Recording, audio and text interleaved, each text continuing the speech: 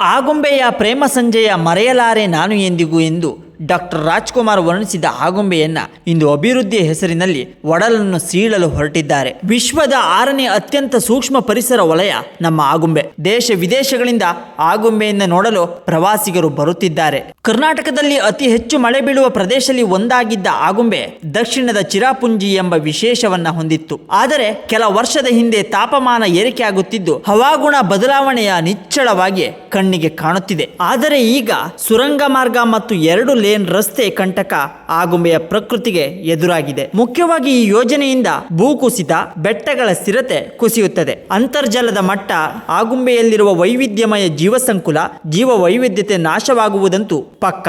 ಈ ಯೋಜನೆಯ ಬದಲಾಗಿ ಪರ್ಯಾಯ ವ್ಯವಸ್ಥೆಗಳು ಕೂಡ ಇದೆ. ಅದನ್ನ ಗಾಢವಾಗಿ ಯೋಚಿಸಬೇಕು. ಪರಿಸರ ಸಂರಕ್ಷಣೆ ಮತ್ತು ಸಾರಿಗೆ ಎರಡನ್ನು ಗಮನದಲ್ಲಿಟ್ಟುಕೊಂಡು ಆಧುನಿಕ ತಂತ್ರಜ್ಞಾನದೊಂದಿಗೆ ಚರಂಡಿ ವ್ಯವಸ್ಥೆ, ತಡೆಗೋಡೆ ವ್ಯವಸ್ಥೆಯನ್ನ ಮಾಡಬಹುದು. ಮುಖ್ಯವಾಗಿ ಈ ರಸ್ತೆಯನ್ನು ಅತಿ ಹೆಚ್ಚಾಗಿ ಬಳಸುತ್ತಿರುವುದು ಮಣಿಪಾಲ ಮತ್ತು ಇನ್ನಿತರ ಆಸ್ಪತ್ರೆಗಳಿಗೆ ತುರ್ತು ಸಂದರ್ಭದಲ್ಲಿ ಪ್ರಯಾಣಿಸಲು. ಇದನ್ನ ಗಮನದಲ್ಲಿಟ್ಟುಕೊಂಡು ಈ ಯೋಜನೆಗೆ ಹಾಕುವ ಕೋಟಿ ಹಣದಲ್ಲಿ ತೀರ್ಥಹಳ್ಳಿ, ಕೊಪ್ಪ ಇಂತಹ ಸ್ಥಳಗಳಲ್ಲಿ ಉನ್ನತೀಕರಿಸಿದ ಆಸ್ಪತ್ರೆಯನ್ನ ನಿರ್ಮಿಸಬಹುದು.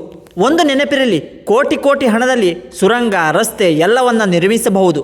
ಆದರೆ ಮೂಲ ಪ್ರಕೃತಿಯನ್ನ ಸೃಷ್ಟಿಸಲು ಅಸಾಧ್ಯ. ಪ್ರಕೃತಿಯೇ ಆದಿ ಮತ್ತು ಅಂತ್ಯ ನೆನಪಿರಲಿ.